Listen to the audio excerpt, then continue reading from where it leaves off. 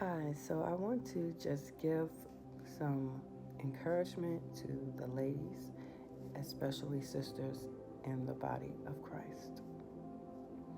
Something you should keep in mind when it comes to becoming a couple or planning and preparing for marriage is that the one who's for you will take responsibility for your needs being met. And when I say needs, I am talking about the foundation, building, staples of humanity to create a human experience. So, what is that? That is shelter, clothing, transportation. We live in 2024.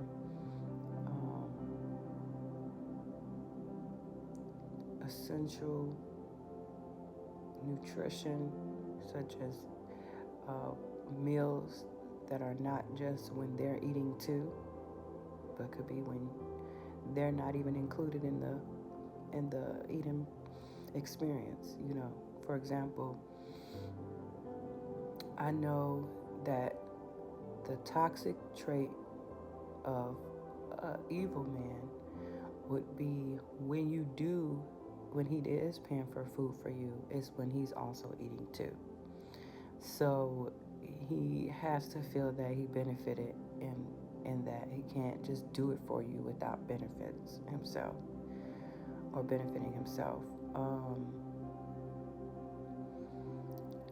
So I was thinking last night about, well, I believe it came to my mind for a reason, but the thought came to my mind that the guy or the man of God as a daughter of Christ, that's for you,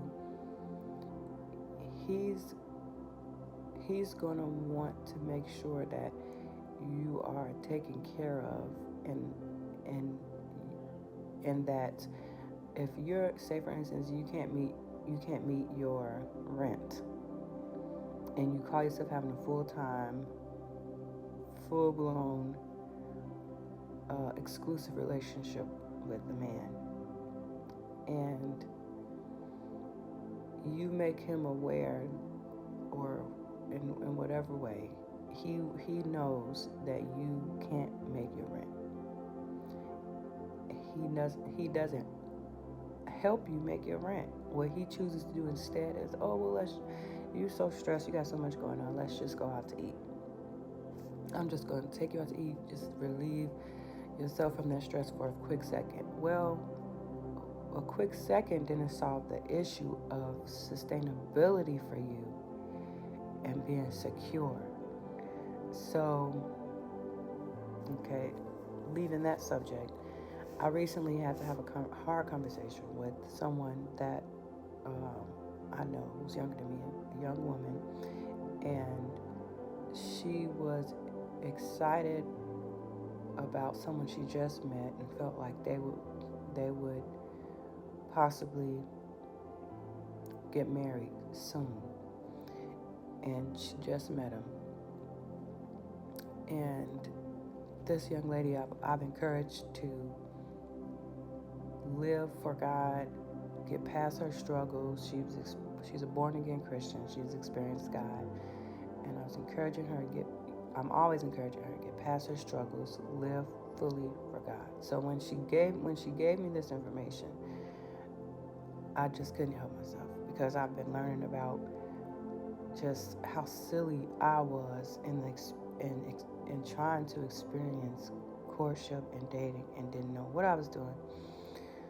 So I'm like, I just couldn't take it. I'm realizing so many women are smart but silly. Silliness is not the opposite of smart and intelligent. Silliness is the opposite of soberness or seriousness soberness, alertness, And so I just had to tell her, you are excited as someone who has experienced being born again to date someone who is simply just calling themselves a Christian. You are aware that they have not experienced being born again. You're just happy they're calling themselves a Christian. And in reality, a Christian is not a Christian if they're not born again. So, in other words, you're accepting that because in reality, you want to be a lukewarm person. You want to claim being Christian, but you want to date how you want to date and do what you want to do. So I said, you know what? Because I care about you so much, what you need to just go ahead and do is just go ahead and be a worldly woman. I didn't say a wild woman, a worldly woman. If you don't want to give yourself fully to God, just go ahead and be a worldly woman. Because what God hates and what's going to hurt you most of all is if you are lukewarm and you try to play the fence or get on the edge of Christianity. You will be extra hurt in the courtship or dating world, which she has constantly been hurt by men. Anyway, so she knows this, but it's just a silliness where you just ignore your experience. You say that's not what's happening. You rather live in a fantasy because you're boy crazy, whatever. It's just not smart. So I just was fed up, and I said, go ahead. I said, because here's the thing: worldly women are smart and are more successful in who they choose as a life partner than the lukewarm Christian. And I said, so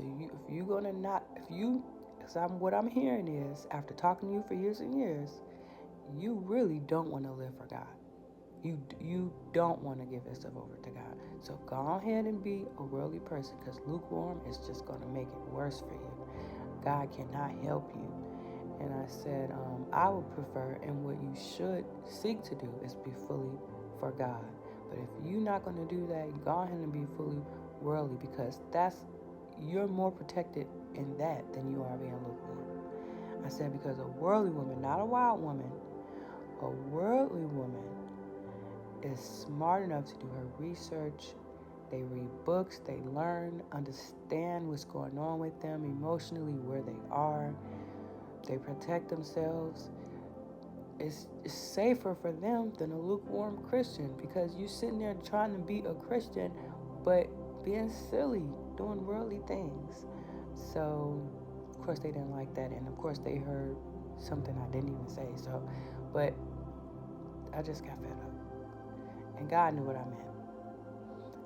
It's so many times where a woman is hurt who is successful in her workspace, successful in her likability, making friends, popularity, whatever, successful in her education. Then she gets with a guy and you say, what in the world was she thinking? What happened? She was silly. Silly. That's the only way to explain it.